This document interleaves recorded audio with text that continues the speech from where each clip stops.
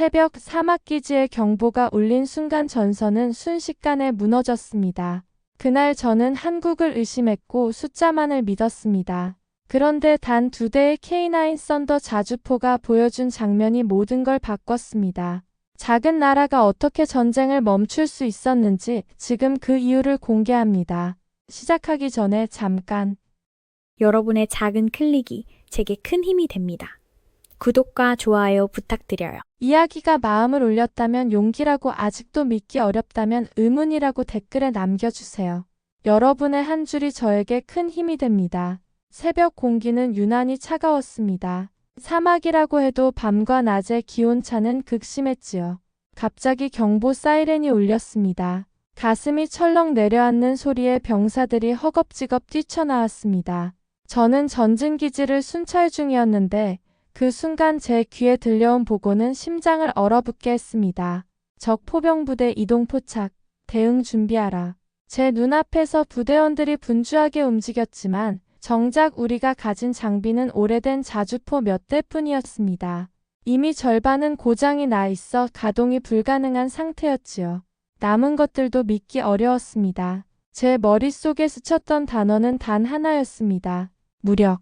첫 포탄이 발사됐습니다. 쿵, 메마른 대지가 떨리며 굉음이 퍼졌습니다. 그러나 곧 불길한 소리가 들렸습니다. 포신이 과열됐다는 보고였습니다. 겨우 한 발 쏜 게 전부였는데 더는 발사할 수 없다는 겁니다. 순식간에 적의 반격이 시작됐습니다. 포탄이 빗발치며 떨어졌고 모래먼지가 하늘로 치솟았습니다. 병사들의 비명, 철제 파편이 튀는 소리, 모든 것이 지옥 같았습니다.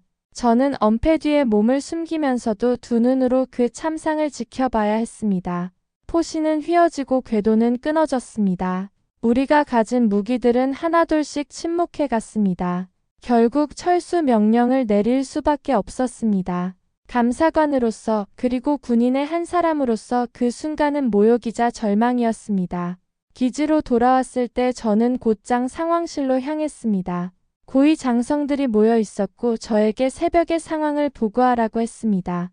목소리가 떨렸지만 숨길 수 없었습니다. 자주포 6대 중 4대만 운용 가능했고 첫 발 이후 모두 고장으로 무력화됐습니다. 회의실이 고요해졌습니다. 장성들의 표정엔 분노와 허무가 동시에 어려 있었습니다. 그 자리에서 당장 새 무기를 도입해야 한다는 의견이 쏟아졌습니다. 미국산 팔라딘, 중국산 PLG, 그리고 뜻밖에도 한국산 K9 썬더까지 이름이 나왔습니다. 솔직히 말해 그때까지 제 마음속엔 한국 무기에 대한 불신이 컸습니다. 몇 년 전 한국에서 들여온 전자장비 사업이 2회나 지연되면서 저는 직접 그 피해를 조사한 사람이었으니까요. 한국의 약속은 믿을 수 없다. 제 결론은 늘 같았습니다. 하지만 한소령이 내민 태블릿 속 짧은 영상은 저를 혼란스럽게 만들었습니다. 화면 속 K9 썬더가 단숨에 3발을 발사한 겁니다. 불과 12초 만의 말이지요. 저는 처음엔 눈을 의심했습니다. 우리 장비는 아무리 숙련된 승무원이 달려도 1분에 2발이 한계였습니다. 그런데 저 영상에선 완전 자동 장전 시스템이 작동하며 포수는 그저 버튼만 누르고 있었습니다. 과장된 홍보 영상 아니요? 누군가 그렇게 중얼거렸습니다. 하지만 설명은 이어졌습니다. K9 썬더는 분당 6발에서 8발까지 발사가 가능하며 3분 동안 18발을 퍼부을 수 있다는 것이었습니다. 1시간 기준으로 따지면 100발 이상. 순간 제 등골이 서늘해졌습니다. 이건 단순한 무기가 아니라 전장을 통째로 지배할 수 있는 화력이었습니다. 그럼에도 제 마음은 여전히 갈라져 있었습니다. 미국은 비싸지만 검증된 무기였고 중국은 가격으로 유혹했습니다. 한국은 의외의 선택지였지만 과연 신뢰할 수 있을까? 제 머릿속에서 의심과 기대가 서로 싸우고 있었습니다. 며칠 후 저는 직접 폴란드를 방문하게 됐습니다. 그들이 실제로 운용 중인 K9 썬더를 확인하라는 명령이 떨어진 것이었죠. 바르샤바 공항에 도착하자 폴란드 육군 대령이 저를 맞았습니다. 그리고 2시간 후 저는 훈련장에서 그 충격적인 장면을 목격했습니다. 거대한 평원에 K9 썬더 50여 대가 늘어서 있었습니다. 그 웅장한 모습만으로도 압도당했습니다. 시연이 시작되자 포병들이 포신을 조준했습니다. 쿵쿵쿵. 실제로 12초 만에 3발이 발사됐습니다. 포탄은 40km 밖 목표 지점에 정확히 떨어졌습니다. 이어서 로켓 보조탄을 장착하자 사거리는 54km까지 늘어났습니다. 저는 숨을 삼켰습니다. 이게 현실이라고? 더 놀라운 건 고장률이었습니다. 폴란드군은 1년 동안 50대 이상을 운용했지만 심각한 고장은 단 한 건도 없었다고 했습니다. 혹한의 눈보라 속에서도 진흙탕 속에서도 멈춘 적이 없습니다. 폴란드 장교의 목소리는 단호했습니다. 그 순간 제 마음속 깊은 곳에서 오래 눌러왔던 의심이 흔들리기 시작했습니다. 어쩌면 이 무기가 답일지도 모른다. 그러나 아직 확신을 갖기엔 이르다고 스스로를 다독였습니다. 제가 본 건 단지 시연일 뿐 실제 전장은 또 다를 테니까요. 폴란드에서 돌아온 직후 저는 보고서를 작성했습니다. 성능만 놓고 본다면 K9 썬더는 이미 답이 분명했습니다. 그러나 문제는 정치였습니다. 미국은 우리의 주요 원조국이었고 중국은 거대한 시장을 무기로 압박해왔습니다. 어느 쪽도 쉽게 거절할 수 없는 상대였지요. 며칠 후 국왕의 특별 지시가 떨어졌습니다. 한국으로 직접 가서 확인하라. 그 한마디에 제 마음은 복잡해졌습니다. 아직도 한국을 온전히 신뢰할 수 없었으니까요. 과거 장비 사업이 지연된 기억이 너무 선명했지요. 그럼에도 명령은 명령이었습니다. 인천공항에 도착했을 때 예상치 못한 인물이 저를 맞이했습니다. 한국방산 대표이사 김재원 씨였습니다. 라나 감사관님, 먼 길 오시느라 고생 많으셨습니다.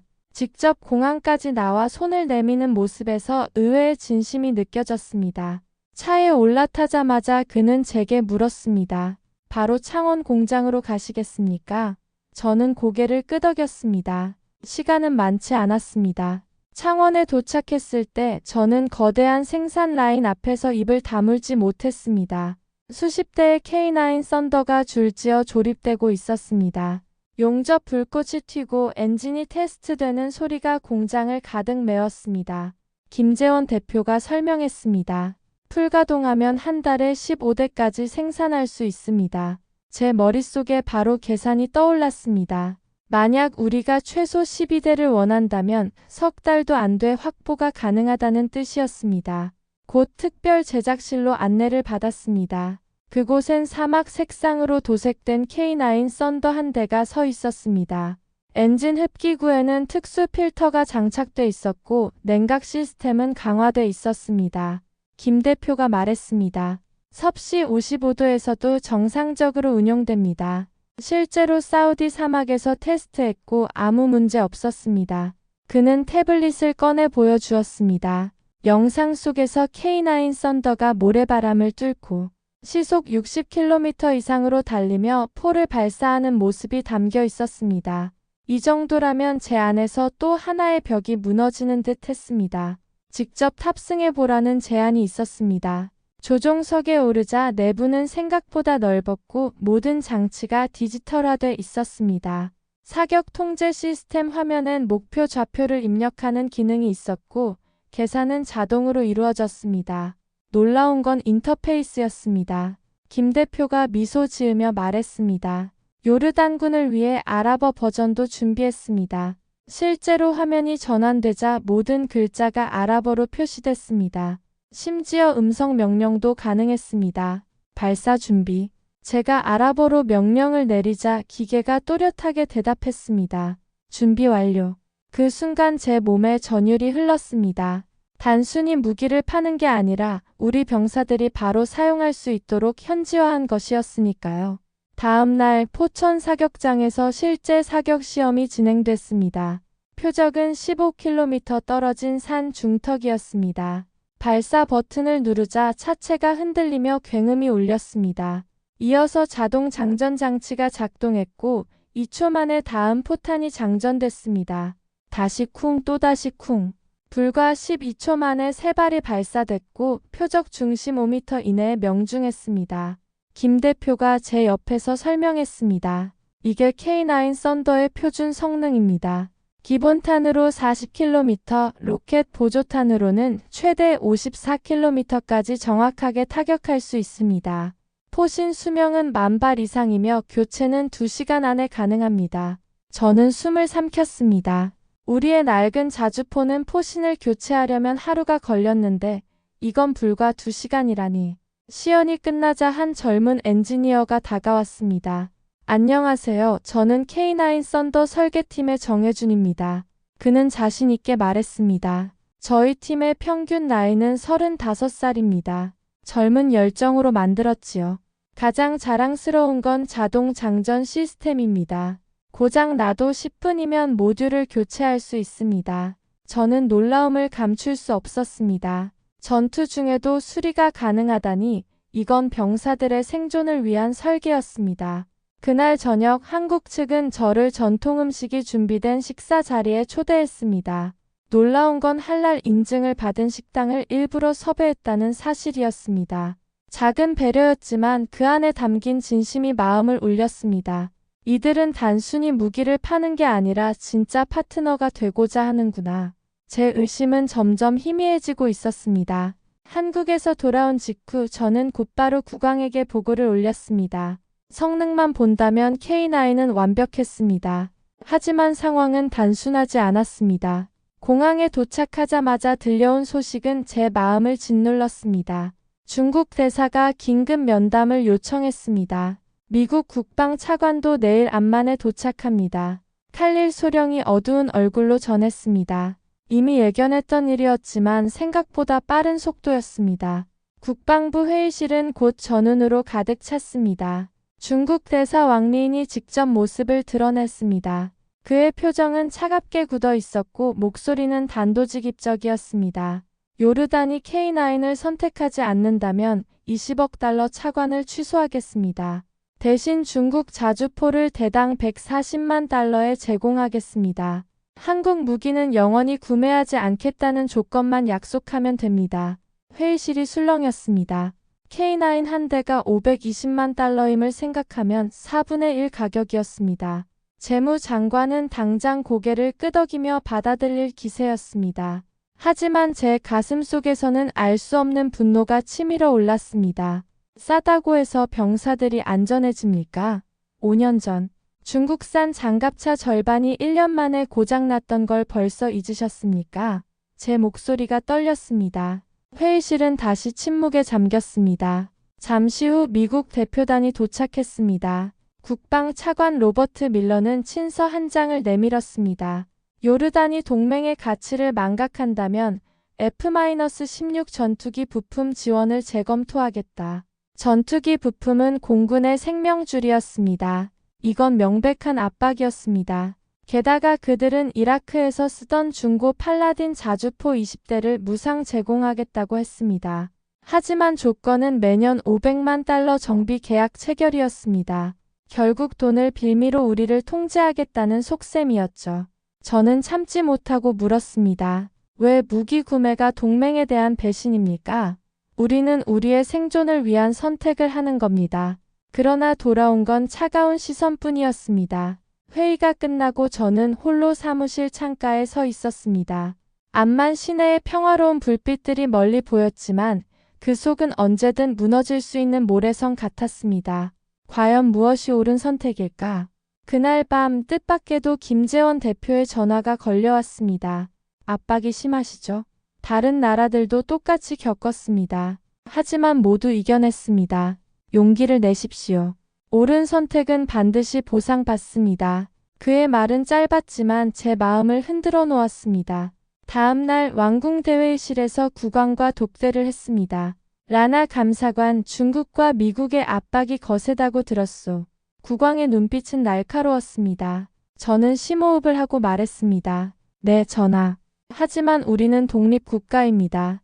우리의 안보는 우리가 선택해야 합니다. 중국 무기는 싸지만 신뢰할 수 없습니다. 미국 무기는 뛰어나지만 지나치게 비쌉니다. 무엇보다 그들은 우리를 통제하려 합니다. 한국은 다릅니다. 기술 이전과 현지 정비 심지어 아랍어 시스템까지 준비했습니다. 우리를 존중합니다. 국왕은 잠시 침묵하다가 창밖을 가리켰습니다. 라나, 저기 보이는 땅은 작지만 자랑스러운 요르단이요. 이 땅을 지킬 무기를 선택하는 건 단순한 거래가 아니요. 역사를 결정하는 일이요. K9이 정말 믿을 만한가? 저는 군인의 명예를 걸고 대답했습니다. 네, 전하. 제가 본 바로는 K9은 세계 어디에 내놓아도 뒤지지 않습니다. 실제로 분당 6발에서 8발을 쏠 수 있고 최대 54km를 타격할 수 있습니다. 포신 수명도 10,000발 이상이며 교체는 2시간 안에 끝납니다. 폴란드가 증명했고 이집트와 인도도 선택했습니다. 그리고 무엇보다 한국은 약속을 지키는 나라입니다. 국왕의 눈빛이 조금 누그러졌습니다. 좋소. 하지만 예산은 어떻게 마련할 것이오? 재무장관이 난색을 표했지만 국왕은 단호하게 잘랐습니다. 병사들의 생명이 돈보다 중요하다. 싸구려로 목숨을 담보하지 않겠다. 그 순간 긴급 보고가 들어왔습니다. 시리아 국경에서 또 폭격이 시작됐습니다. 에메르 구형 자주포가 고장으로 전투 불능 상태입니다. 모두의 얼굴이 굳었습니다. 이대로라면 또다시 병사들이 희생될 수밖에 없었습니다. 그때 제 휴대전화가 울렸습니다. 발신자는 김재원 대표였습니다. 라나 감사관, 좋은 소식이 있습니다. 요르단을 위해 특별히 준비한 K9 2대가 이미 선적돼 있습니다. 일주일 안에 도착할 겁니다. 긴급 지원팀도 함께 파견했습니다. 뭐라고요? 우리가 결정하기도 전에 제 목소리가 떨렸습니다. 저희는 요르단이 옳은 선택을 할 거라 믿었습니다. 그 순간 회의실 안의 공기가 달라졌습니다. 모두가 놀라움의 말을 잃었고 국왕은 미소를 지었습니다. 이것이 진정한 파트너군. 제 가슴 속에 뜨겁게 차오르는 무언가가 있었습니다. 단순한 거래가 아니었습니다. 이것은 신뢰였습니다. 아카바 항구의 새벽 공기는 축축하게 젖어 있었습니다. 멀리서 거대한 화물선이 천천히 들어오고 있었고 갑판 위에는 우리를 위해 준비된 2대의 K9이 실려 있었습니다. 붉은색과 검은색 위장 무늬가 선명했고 차체에는 아랍어로 알라드 천둥이라는 글자가 새겨져 있었습니다. 마치 요르단을 위해 태어난 무기 같았습니다. 크레인이 K9을 내리는 순간 병사들이 환호성을 터뜨렸습니다. 저는 곁에서 한국 측 대표 김재원 씨를 바라봤습니다. 그는 직접 한국까지 와 있었습니다. 첫 인도는 직접 해야 합니다. 그의 눈빛에서 진심이 읽혔습니다. K9 2대는 곧바로 북부 전진기지로 수송됐습니다. 도착과 동시에 한국 기술진 15명이 함께 움직였습니다. 그들은 쉬지도 않고 장비를 점검하며 우리 포병들에게 교육을 시작했습니다. 이 버튼이 자동 장전 장치입니다. 누르기만 하면 2초 만에 다음 포탄이 장전됩니다. 전직 한국군 장교 출신 이강현 교관이 시범을 보였습니다. 버튼을 누르자 곧바로 포탄이 자동으로 들어갔습니다. 우리 병사 무함마드가 감탄을 내뱉었습니다. 정말 간단하네요. 첫 훈련은 긴장 속에서 시작됐습니다. 목표는 15km 떨어진 산 능선이었습니다. 발사 버튼을 누르자 차체가 울리며 첫 포탄이 날아갔습니다. 이어서 쿵쿵쿵. 단 12초 만에 3발이 발사됐습니다. 관측소에서 보고가 왔습니다. 3발 모두 표적 중심 5m 이내 명중. 훈련장은 환호성으로 가득 찼습니다. 이강현 교관은 차분하게 설명을 이어갔습니다. K9은 기본탄으로 40km, 로켓 보조탄으로는 최대 54km까지 타격할 수 있습니다. 그리고 포신은 10,000발 이상을 견딜 수 있습니다. 교체도 2시간 안에 끝납니다. 병사들의 표정이 바뀌었습니다. 불가능하다고 생각했던 숫자가 눈앞에서 현실로 다가온 것입니다. 며칠 뒤 우리는 사막에서 기동 훈련을 시작했습니다. 기온은 섭씨 50도를 넘었고 모래바람이 쉴 새 없이 불어왔습니다. 구형 자주포라면 시동조차 걸리지 않았을 상황이었습니다. 그러나 K9은 달랐습니다. 시속 60km 이상으로 모래 언덕을 거침없이 넘어갔습니다. 엔진 온도는 안정적이었고 냉각 시스템은 완벽하게 작동했습니다. 정지 사격 준비. 지시가 떨어지자 K9은 25초 만에 첫 포탄을 발사했습니다. 뜨거운 사막 공기 속에서도 정확히 표적을 맞췄습니다. 무함마드가 중얼거렸습니다. 이건 기계가 아니라 살아있는 전사 같습니다. 그러나 훈련이 끝난 직후 문제가 발생했습니다. 궤도에 모래가 끼었습니다. 정비병이 다급하게 외쳤습니다. 실제 전투였다면 치명적일 수도 있는 상황이었습니다. 그때 한국 기술진이 바로 달려왔습니다. 30분만 주십시오. 그들은 궤도를 분해해 모래를 털어내고 곧바로 특수 제작된 필터를 장착했습니다. 이 필터는 요르단 사막 모래의 입자 크기를 분석해 개발한 것이었습니다. 이건 어제 본사에서 긴급 공수해 온 겁니다. 한국 엔지니어가 땀을 훔치며 말했습니다. 불과 하루 만에 문제를 진단하고 해결책을 만들어낸 것이었습니다. 그때 저는 깨달았습니다. 우리가 산 건 단순한 무기가 아니라 함께 싸우는 동반자였다는 사실을. 며칠 뒤 K9은 첫 실전에 투입됐습니다. 시리아 국경에서 반군의 포격이 시작된 것입니다. 관측소가 보고했습니다. 적 포탄 발사 확인, 좌표 입력 완료. K9 2대가 포신을 돌렸습니다. 발사, 쿵쿵쿵쿵. 단 30초 만에 8발이 적진으로 날아갔습니다. 잠시 후 관측소의 목소리가 흥분에 차올랐습니다. 적 포대 완전 제압, 적군 철수 중. 첫 실전에서의 완벽한 승리였습니다. 병사들이 서로를 부둥켜 안으며 환호했습니다. 한국 기술진들도 함께 박수를 쳤습니다. 이강현 교관은 제 어깨에 손을 얹으며 말했습니다. 보셨죠? K9은 단순한 자주포가 아닙니다. 적에게는 공포이자 아군에게는 방패입니다. 그날 밤 전진기지에는 작은 축하 파티가 열렸습니다. 우리 병사들이 한국인들에게 감사 인사를 건넸습니다. 당신들의 무기가 우리를 살렸습니다. 그러나 한국 기술자는 고개를 저으며 말했습니다. 무기가 아니라 함께 싸운 용기가 승리의 이유입니다. 첫 실전의 승리로 부대의 사기는 하늘을 찔렀습니다. 하지만 기쁨은 오래가지 않았습니다. 불과 일주일 뒤 정보국이 충격적인 보고를 가져왔습니다. 시리아 반군 병력 약 2,000명이 국경 쪽으로 이동 중입니다. 박격포와 로켓포로 무장했습니다. 순간 작전 상황실의 공기가 얼어붙었습니다. 국경을 지키는 우리 수비대는 고작 800명, 장비는 낡은 소총과 구형 박격포뿐이었습니다. 병력만 놓고 보면 3배 차이, 게다가 중화기로 무장한 적이었습니다.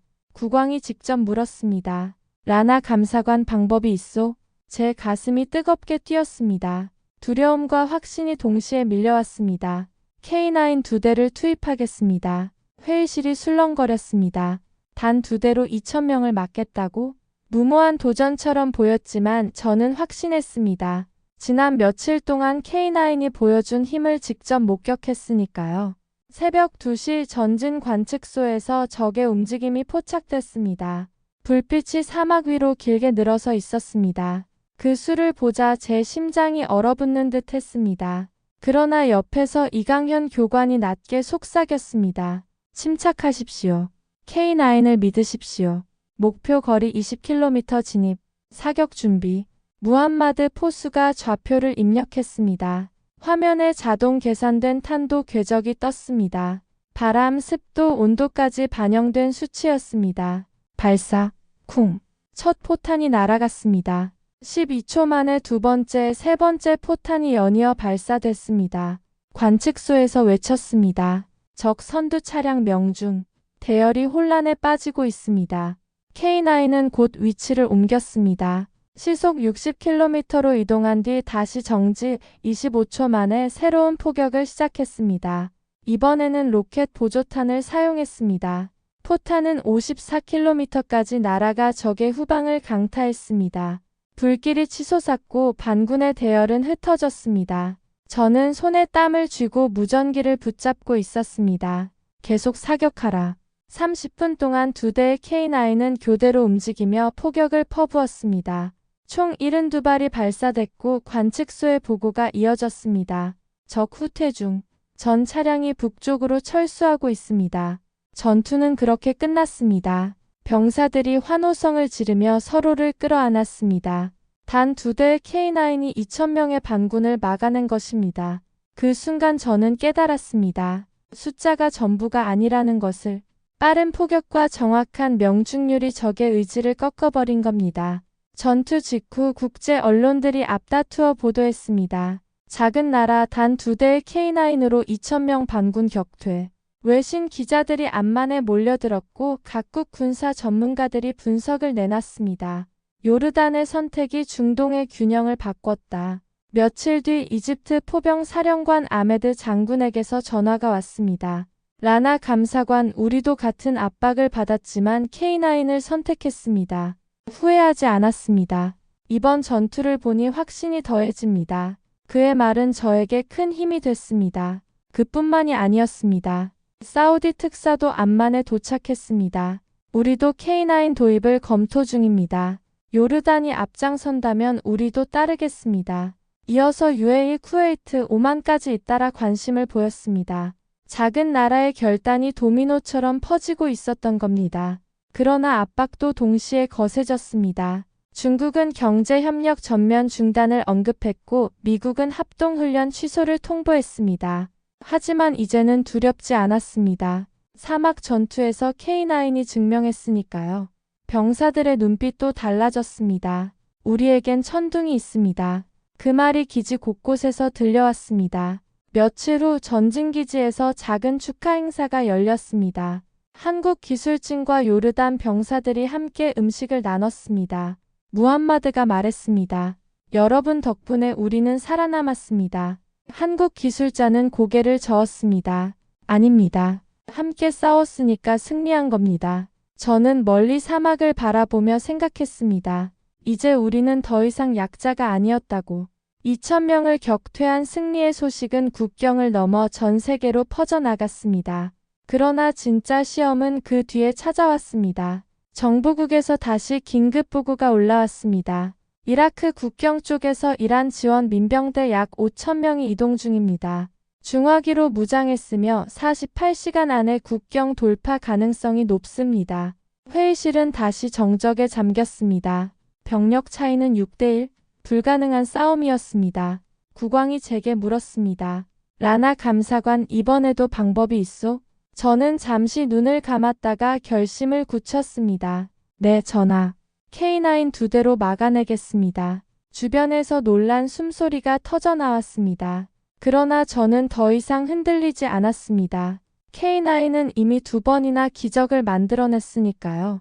새벽 2시 전진 관측소에 경보가 울렸습니다. 적 대열 포착, 거리 25km. 긴장감이 온몸을 감쌌습니다. 무함마드 포수가 좌표를 입력했습니다. 사격 통제 시스템은 자동으로 탄도를 계산했고 화면에 수치가 표시됐습니다. 바람, 습도, 온도까지 반영된 값이었습니다. 이게 바로 K9의 장점이었습니다. 병사들은 좌표만 넣으면 나머지는 시스템이 알아서 계산했습니다. 발사, 쿵. 첫 포탄이 날아갔습니다. 이어서 12초 안에 두 번째, 세 번째 포탄이 연이어 발사됐습니다. 관측소에서 외쳤습니다. 적 선두 차량 명중, 대열이 혼란 상태입니다. K9은 곧 위치를 바꿨습니다. 시속 60km로 이동한 뒤 30초 만에 다시 사격을 개시했습니다. 이번에는 연속 사격 모드. 포신이 불꽃을 뿜어내며 6발이 순식간에 발사됐습니다. 관측 화면에는 적 후방 차량이 폭발하며 불길에 휩싸이는 장면이 선명하게 잡혔습니다. 5,000명의 병력은 압도적이었지만 빠른 기동과 정확한 포격은 그들의 의지를 꺾어버렸습니다. 불과 30분 동안 K9 2대가 교대로 72발을 퍼부었습니다. 적은 방향을 잃고 뿔뿔이 흩어졌습니다. 관측소의 목소리가 떨렸습니다. 적 완전 철수. 5,000명이 도망치고 있습니다. 병사들이 환호성을 터뜨렸습니다. 저는 무전기를 꼭 쥔 채 눈을 감았습니다.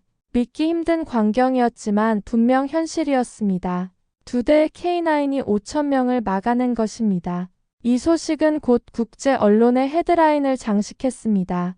2대의 K9 5,000명 민병대를 격퇴하다. 세계 곳곳에서 전문가들의 분석이 이어졌습니다. 요르단의 결단이 중동의 판도를 바꾸고 있다. 그날 저녁 이스라엘 포병 사령관이 직접 연락을 해왔습니다. 라나 감사관, K9의 성능이 인상적입니다. 혹시 정보 공유가 가능하겠습니까? 적대국도 아닌 그러나 결코 가까운 사이도 아닌 이스라엘이 먼저 손을 내민 것입니다.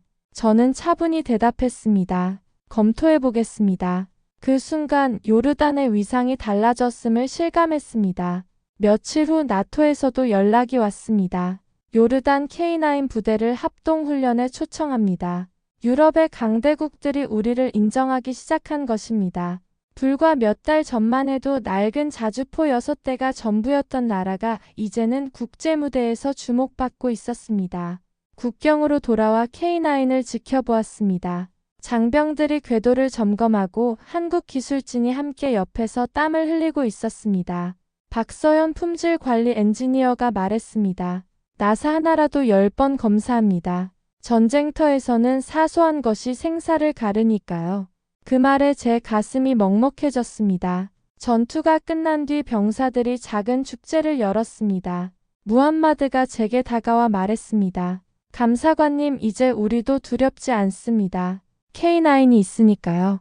저는 웃으며 대답했습니다. 맞다. 우리에겐 천둥이 있다. 5,000명을 무너뜨린 전투 소식은 순식간에 중동 전역으로 퍼져나갔습니다.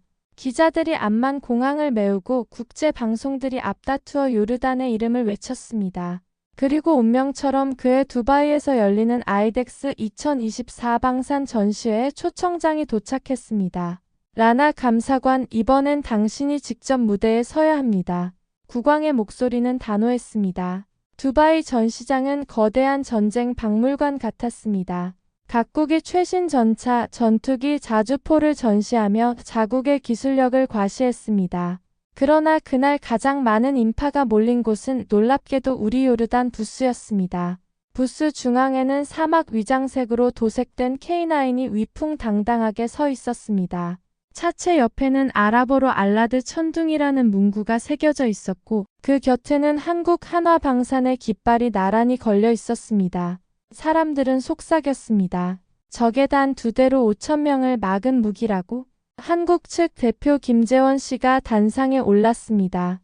오늘 저희는 새로운 버전을 공개합니다. 요르단과 함께 만든 K9 데저트입니다. 무대 위로 새로운 자주포가 등장했습니다. 기존보다 낮아진 포탑, 강화된 냉각 시스템, 그리고 사막 위장 패턴이 눈길을 끌었습니다. 김 대표는 저를 무대로 불렀습니다. 요르단의 실전 경험이 반영된 무기입니다. 라나 감사관께서 직접 설명해 주시겠습니다. 수백 명의 시선이 저를 향했습니다. 손에 땀을 쥔 채 마이크를 잡았습니다. 우리는 이 무기로 2,000명을 막았습니다. 그리고 불과 며칠 전 5,000명을 무너뜨렸습니다. 단 2대로요. 순간 전시장은 웅성거림으로 가득 찼습니다. 저는 목소리를 높였습니다. K9은 단순한 자주포가 아닙니다. 12초 안에 3발을 발사할 수 있고 최대 사거리 54km를 자랑합니다. 기동 중에도 사격이 가능하며 첫발 명중률은 85% 이상입니다. 수정 사격 후에는 95%에 달합니다. 적은 반격할 틈조차 갖지 못합니다. 이것이 우리가 살아남은 이유입니다. 순간 우레 같은 박수가 터졌습니다. 사우디 국방 차관이 다가와 손을 내밀었습니다. 정말로 단 2대로 5,000명을 막았다는 것이 사실입니까? 네, 전하. 적은 우리의 빠른 포격과 정확성에 겁을 먹고 후퇴했습니다. 그는 고개를 끄덕이며 말했습니다. 우리도 K9 도입을 적극 검토하겠습니다. 고지어 UAE, 쿠웨이트, 오만, 바레인 관계자들이 몰려들었습니다. 모두 직접 보겠다고, 직접 만져보겠다고 줄을 섰습니다. 한국 부스 옆에는 시뮬레이터가 준비되어 있었습니다. 젊은 장교들이 직접 체험을 하며 감탄을 연발했습니다. 자동화가 믿기지 않을 정도군.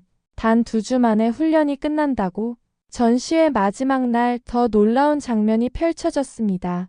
중동 국가들이 무더기로 계약을 체결한 것입니다.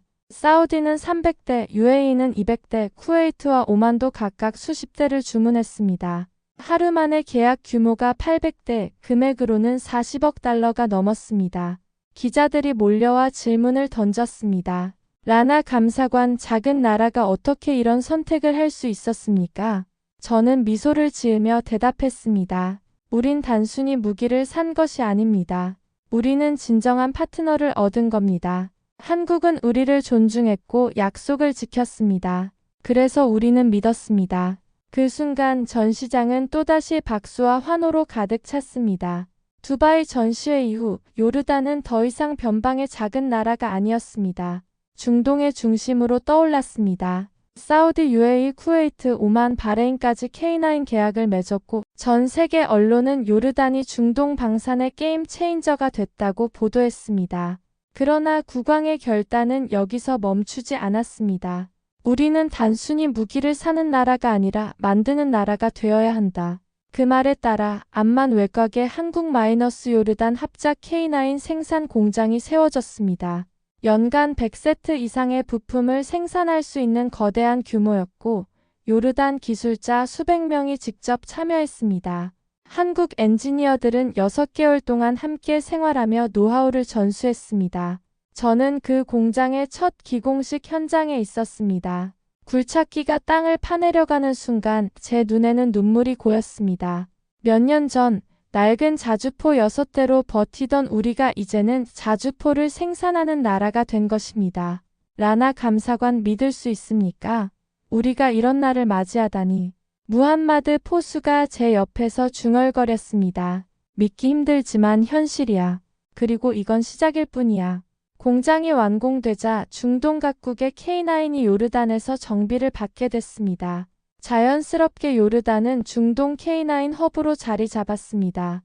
일자리가 생겼고 기술력이 쌓였으며 무엇보다 자존심이 세워졌습니다. 그리고 1년 뒤 우리는 또 하나의 기적을 선보였습니다. 한국과 공동 개발한 신형 자주포 K9 데저트 스톰이 공개된 것입니다.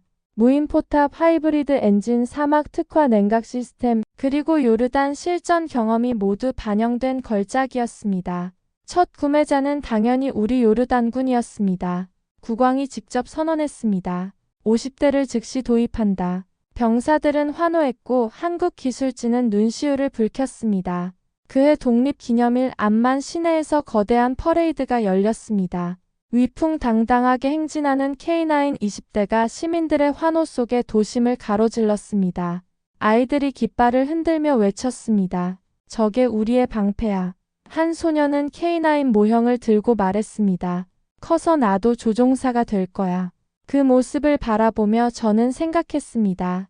우리가 선택한 것은 단순한 무기가 아니었다고. 그것은 미래였고 자부심이었으며 희망이었습니다. 중국의 압박도 미국의 위협도 결국 우리의 길을 막지 못했습니다. 작은 나라의 용기 있는 선택이 역사를 바꾼 것입니다. 그리고 그 중심에는 한국이 있었습니다. 그들의 기술과 진심 그리고 신뢰가 있었기에 가능했던 기적이었습니다. 이제 요르단은 더 이상 뒤를 따르는 나라가 아니었습니다.